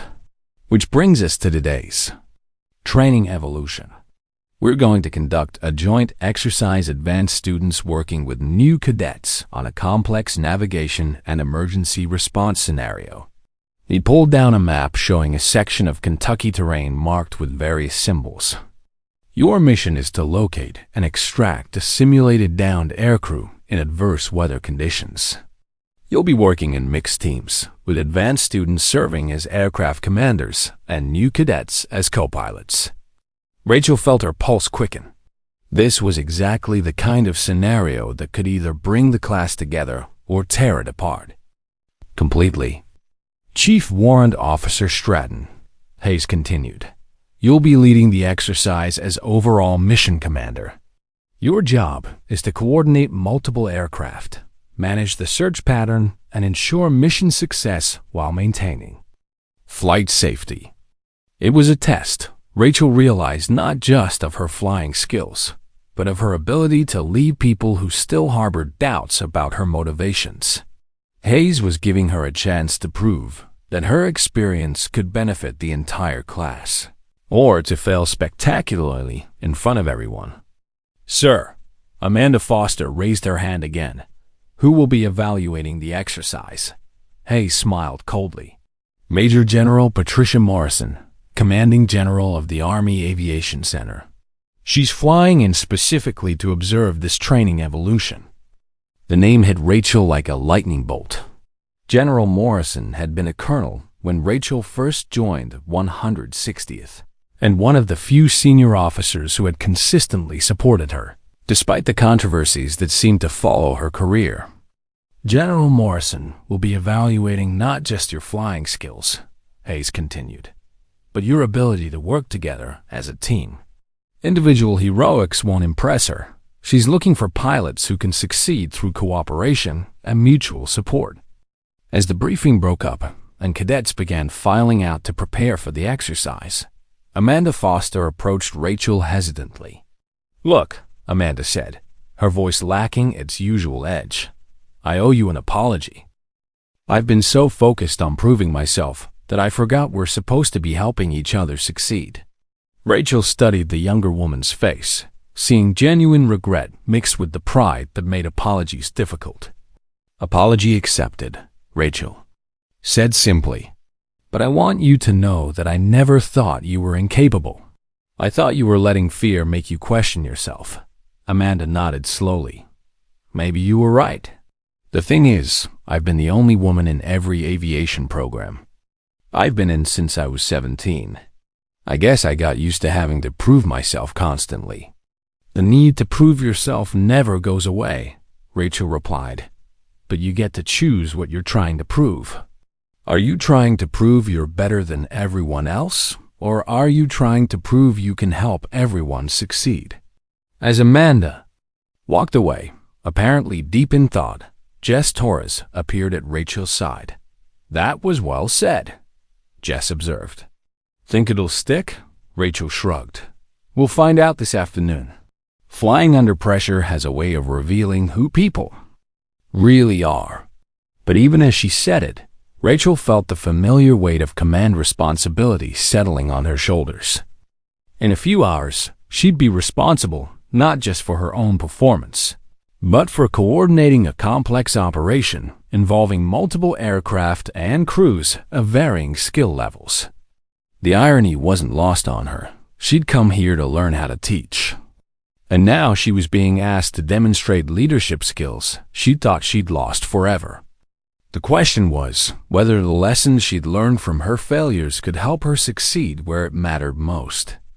General Morrison would be watching, but more importantly, her fellow cadets would be counting on her to prove that experience and humility could coexist, and that the best pilots were those who lifted others up rather than standing above them.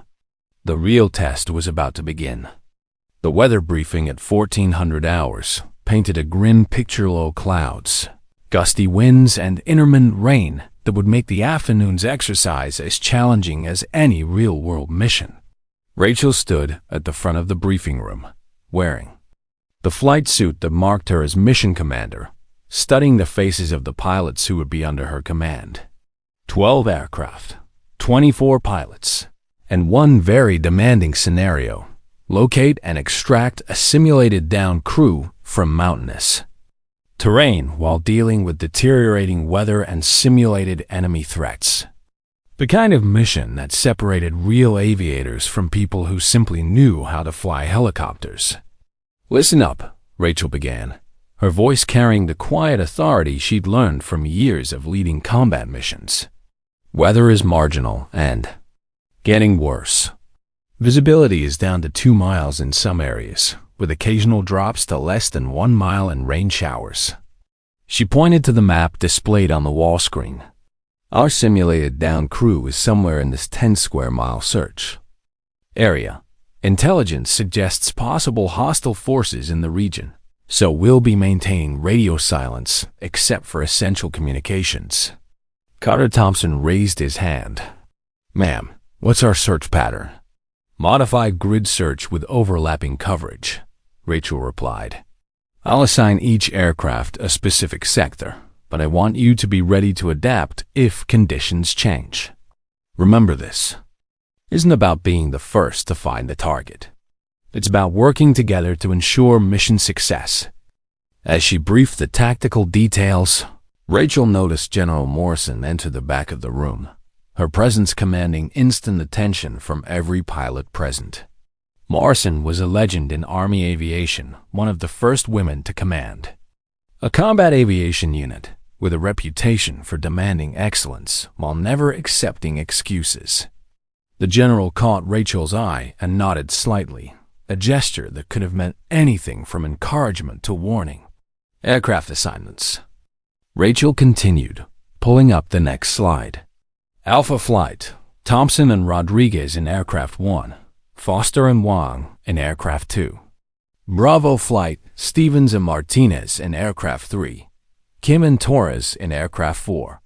She continued through the assignments, pairing advanced students with newer cadets in combinations designed to challenge everyone involved. The newest pilots would get experience in complex operations, while the advanced students would learn to lead under pressure. Mission Commander's aircraft will be Charlie 6, Rachel concluded.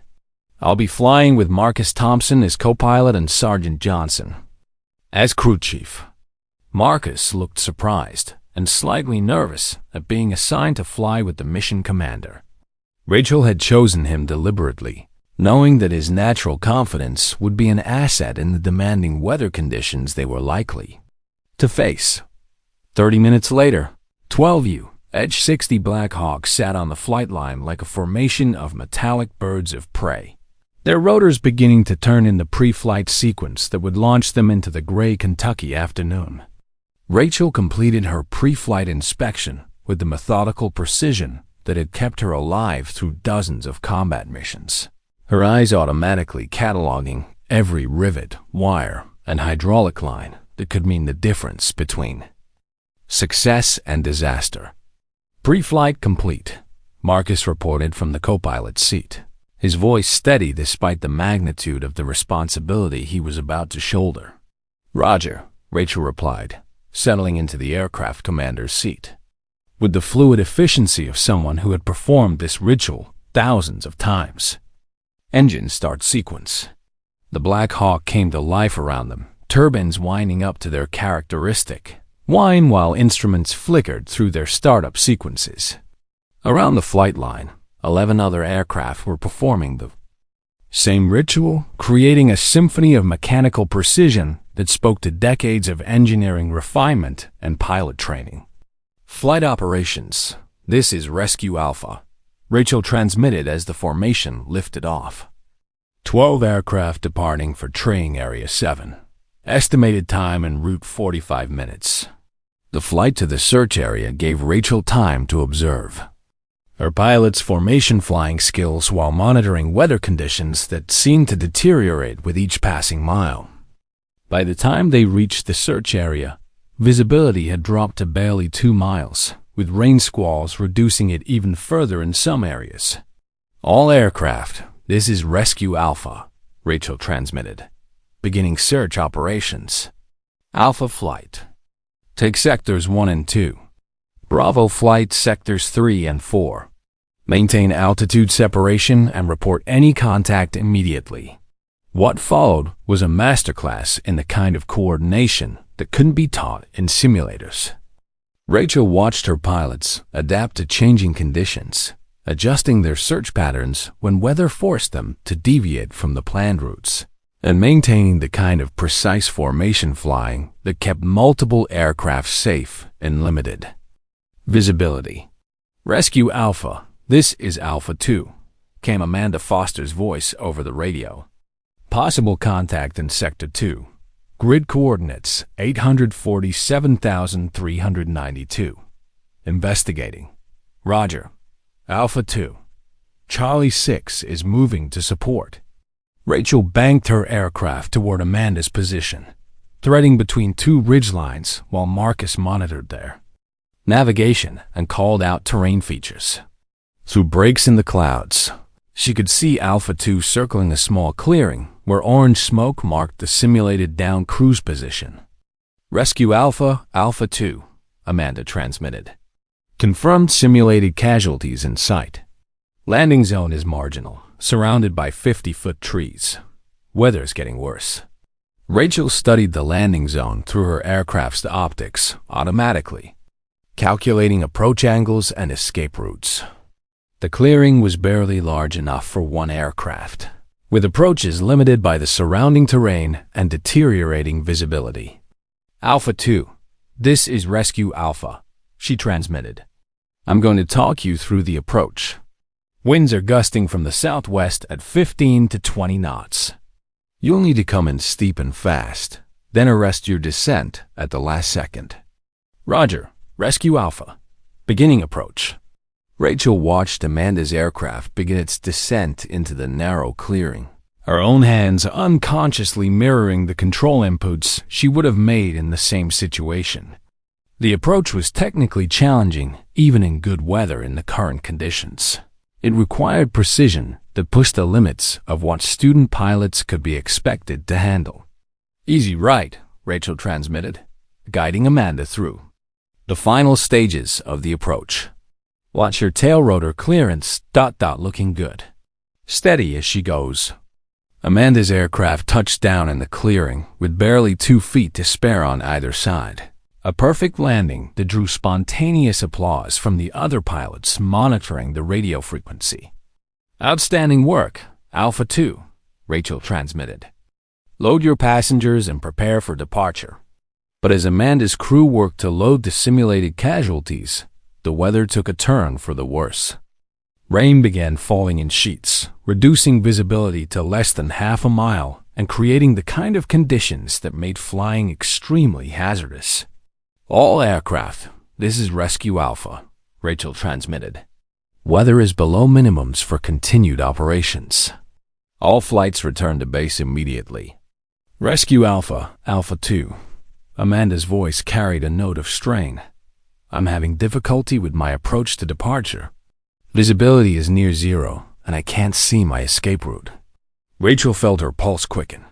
Amanda was trapped in a clearing, barely large enough for her aircraft, surrounded by obstacles she couldn't see, with weather conditions that made a normal departure extremely dangerous.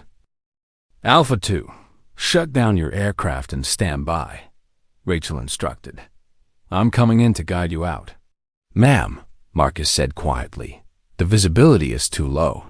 Flight regulations say, flight regulations, Rachel cut him off, don't account for pilots who need help getting home. She began her own approach to the clearing, using every skill she'd learned during 8 years of flying in impossible conditions. The terrain was invisible beyond 50 feet, but she'd memorized the approach path during Amanda's landing and could navigate by instrument references and dead reckoning. Rescue Alpha, you're insane, came David Kim's voice over the radio. No, one can fly in this weather. Rachel didn't respond. She was too busy threading her aircraft between invisible obstacles. Her eyes locked on the instrument panel while her hands made tiny corrections based on wind sounds and the feel of air currents against the aircraft's skin. She touched down in the clearing just as Amanda's aircraft finished its engine start sequence. The 2 Black Hawks sitting wingtip to wingtip in a space that seemed impossibly small for even one aircraft. Alpha 2, this is Rescue Alpha, Rachel transmitted. Follow me out. I'll lead. You follow at 50-foot separation. Trust your instruments and don't try to maintain visual contact with the ground. What followed was one of the most challenging formation flights Rachel had ever attempted, leading a student pilot through near-zero visibility conditions, navigating by instrument references alone while maintaining precise spacing to avoid collision, required every skill she'd developed during her years with the Night Stalkers. But Amanda stayed with her, matching every turn and altitude change with the kind of precise flying that would have impressed veteran pilots. By the time they broke out of the weather and could see the Fort Campbell runway lights in the distance, Rachel felt a surge of pride that had nothing to do with her own performance. "Rescue Alpha, this is Fort Campbell Tower," came the air traffic controller's voice. "General Morrison requests that all aircraft proceed directly to parking. She wants to debrief immediately." The debrief took place in the same room where Rachel had first faced questions about her background, but the atmosphere was completely different. General Morrison stood at the front of the room, her weathered face showing the kind of approval that came from watching exceptional performance under pressure. "In 30 years of military aviation," Morrison began, "I have rarely seen a demonstration of the kind of teamwork and leadership that you displayed this afternoon." She looked directly at Rachel. "Chief Warrant Officer Stratton, your decision to risk your own safety to help a fellow pilot was exactly the kind of leadership the Army needs. But more importantly, your ability to teach that same selflessness to your fellow students is why you belong in the classroom, not just in the cockpit." Morrison turned to address the entire group. "What I saw today wasn't one pilot showing off her superior skills. I saw an experienced aviator using her knowledge to help others succeed, and a group of student pilots rising to meet challenges that would have defeated them individually." She paused, making eye contact with each pilot in the room. "That, ladies and gentlemen, is what military aviation is really about. Not individual heroics, but collective excellence. Not proving you're better than everyone else, but helping everyone become better than they thought possible." As the debrief concluded and pilots began filing out, General Morrison approached Rachel privately. "I have an offer for you," Morrison said quietly. "The Army is standing up a new flight instruction program designed specifically for combat veterans transitioning to teaching roles. We need someone to design the curriculum and lead the program." Rachel felt her heart rate increase. It was the opportunity she'd been hoping for, a chance to combine her operational experience with the teaching skills she'd been developing. What would the position involve? She asked. "Chief Warrant Officer 4, stationed here at Fort Campbell, responsible for developing training protocols that prepare pilots not just for flying, but for the kind of leadership challenges you face today." Morrison smiled. "You'd be teaching the teachers, Rachel, helping experienced pilots learn to pass on their knowledge to the next generation." Rachel looked around the room at the pilots who had started as skeptics and ended as teammates. Carter Thompson was discussing approach techniques with Marcus, while Amanda Foster was taking notes on formation flying procedures from Jess Torres.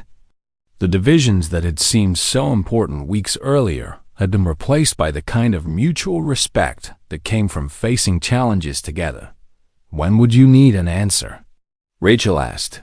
"End of the week," Morrison replied.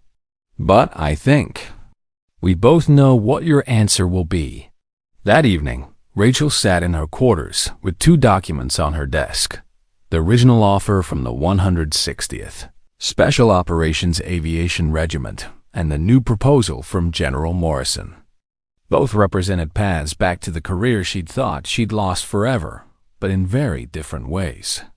The 160th offered a return to the excitement and prestige of special operations, flying with the best pilots in the world on missions that would remain classified for decades. It was everything she'd once thought she wanted. Morrison's offer was different, less glamorous, perhaps, but with the potential to impact hundreds of pilots who would carry her lessons into their own careers.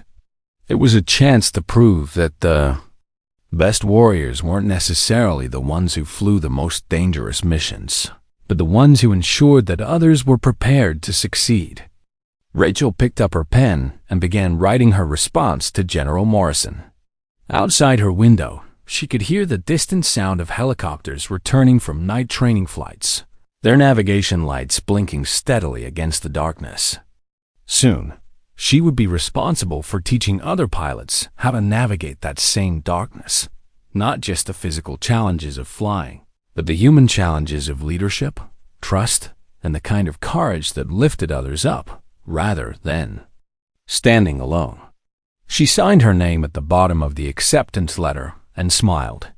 Ghost Flight was finally coming home, not to the unit she'd left, but to the mission she'd been meant to find all. 3 months later, Chief Warrant Officer 4 Rachel Stratton stood in front of her first class of instructor pilots, watching them settle into their seats with the mixture of confidence and nervousness that she'd come to recognize in experienced aviators learning to teach. "Welcome to the Advanced Flight Instruction course," she began, a voice carrying the quiet authority that came from hard-won experience. "Over the next 12 weeks, you'll learn that being able to fly and being able to teach someone else to fly are completely different skills." She paused, making eye contact with each pilot in the room. "Some of you are here because you think teaching will be easier than operational flying. You're wrong. Others are here because you assume your experience automatically makes you good teachers. You're also wrong." A few pilots shifted uncomfortably, but most leaned forward with interest. "Teaching," Rachel continued, "requires humility, patience, and the ability to see potential in people who don't yet see it in themselves. It means celebrating other people's successes and taking responsibility for their failures. It means earning respect through service rather than demanding it through rank." She walked to the whiteboard and wrote a single word: trust. "That's what we're really teaching," she said. "Not just how to fly helicopters, but how to trust each other, how to work together under pressure, and how to build the kind of teams that succeed when individual heroics fail." One of the pilots raised his hand. "Ma'am, how do you teach trust to people who are competing with each other?" Rachel smiled, remembering a similar question from her own early days as a student. "By showing them that their success depends on everyone else's success. By proving that the best pilots aren't the ones who fly solo. They're the ones who help everyone fly together." As the morning session progressed, Rachel found herself drawing on lessons learned not just from her combat experience, but from the weeks she'd spent as a student among students, discovering that even the most experienced pilots had more to learn about leadership, humility, and the art of lifting others up. The patch on her sleeve had changed, no longer the Night Stalker crescent moon, but a new design that showed a hawk teaching a fledgling to fly. It wasn't as famous as her old unit patch, but it represented something more important: the knowledge that true excellence wasn't measured by individual achievement, but by the success of those you helped along the way. Outside the classroom windows, she could see student pilots preparing for their morning flights, their movements reflecting the confidence and teamwork that had become the hallmark of the Fort Campbell flight program. Some of them had been her students, others had learned from pilots she'd trained, but all of them carried forward the lessons that had started with a simple truth: the sky belonged to those who flew together. Rachel Ghost Flight Stratton had finally found her way home. If you enjoyed this story, don't forget to hit the subscribe button and become a part of our Everyday Life Stories community. Where are you watching from? Drop a comment below. We love hearing from our amazing viewers around the world. This story reminds us that courage isn't always loud, and sometimes the most powerful victories come from lifting others up rather than standing alone. Share this with someone who believes that true strength comes from helping others find their wings. Stay tuned for more incredible human stories that prove heroes walk among us every day. You just have to know how to recognize them.